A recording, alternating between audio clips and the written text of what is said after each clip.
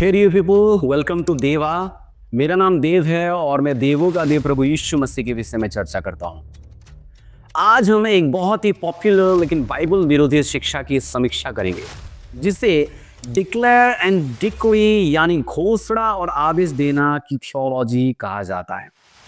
यह विचार कैरिस्मेटिक चर्चों में बहुत आम है, जहां यह सिखाया जाता है कि हम अपने शब्दों के द्वारा वास्तविकता को बदल सकते हैं। जैसे मैं समृद्ध हूं, मैं गरीब नहीं हूं, मैं चंगा हूं, मैं ये दावा करता हूं, वो आदेश देता हूं। लेकिन क्या यह शिक्षा बाइबल पर आधारित है?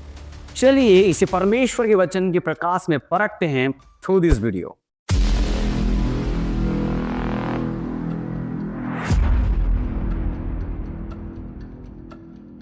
सबसे पहले हम डिस्कस करते हैं what is declare and decree theology. घोषणा और आदेश देना क्या है?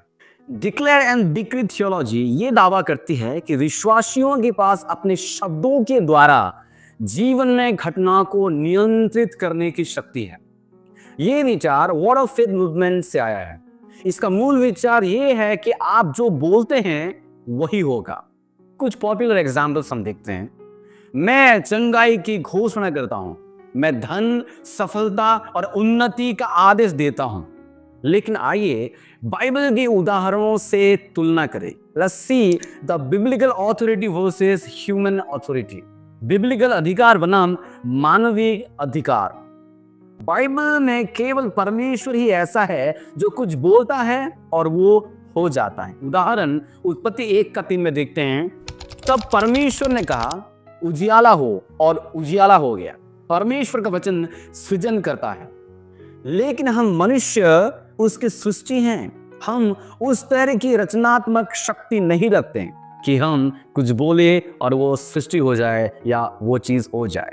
भजन संहिता 33:9 कहता है, क्योंकि वह बोला और वो हो गया, उसने आज्ञा दी और वो स्थिर हो गया।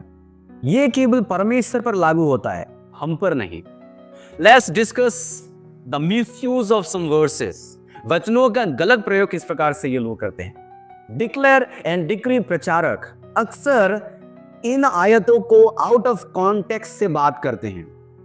जैसे कि नीति वचन 18:21, जीवन और मृत्यु जीव के वश में है। इस आयत का मतलब यह है कि हमारे शब्दों का नैतिक और सामाजिक प्रभाव होता है, लेकिन इसका अर्थ ये नहीं है कि हम बोलकर वास्तविकता को बदल सकते हैं, जो कि डिक्लेयर एंड डिक्री प्रचारक इस वचन को गलत रीति से इस्तेमाल करते हैं। और एक वचन अय्यूब 22:28, जहां पर लिखा है, तू जो बात निश्चित करेगा वह तुझ पर स्थिर की जाएगी। ये एलिफज का कथन है जो खुद परमेश्वर ने बाद में गलत ठहराया। अय्यूब 42:7 में हम संदर्भ से बाहर की गई बातों से सिद्धांत नहीं बना सकते।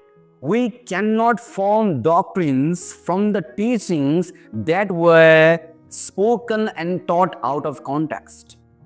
Now let's see what is the biblical pattern of prayer. Biblical प्रार्थना का तरीका क्या है? यीशु और प्रेरितों की प्रार्थना को देखें।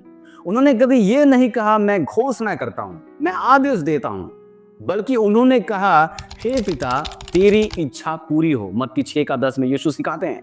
यीशु ने स्वयं पिता से प्रार्थना किया कि हे पिता, यदि तू चाहे तो इस कटोरे को मेरे पास से हटा ले, तो भी मेरी नहीं परंतु तेरी ही इच्छा पूरी हो। लूका 22:42। हम देखते हैं यीशु ने प्रार्थनाओं के द्वारा आदेश या घोषणा नहीं की। हम देखते हैं लूका 5:12 में और एक पद, जहां पर लिखा यदि तू चाहे तो मुझे चंगा कर सकता है, हमारी आवश्यकताओं को पूरी कर। फिलिपियों 4:6।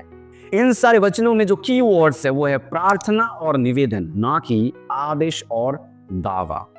सो declare and decree theology is a wrong theology. ये एक बहुत खतरनाक झूठ है, क्योंकि यह मनुष्य को ईश्वर जैसा बनने के लिए सिखाता है, परमेश्वर की संप्रभुता को नकारता है, और ये दुख, संघर्ष और प्रतीक्षा को बाइबल से हटाकर एक झूठी आशा देती है।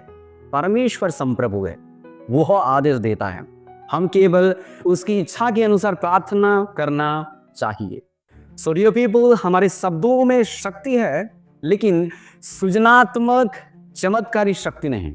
हमारी आशा केवल मसीह यीशु में है, उसकी सामर्थ्य में, उसकी इच्छा में।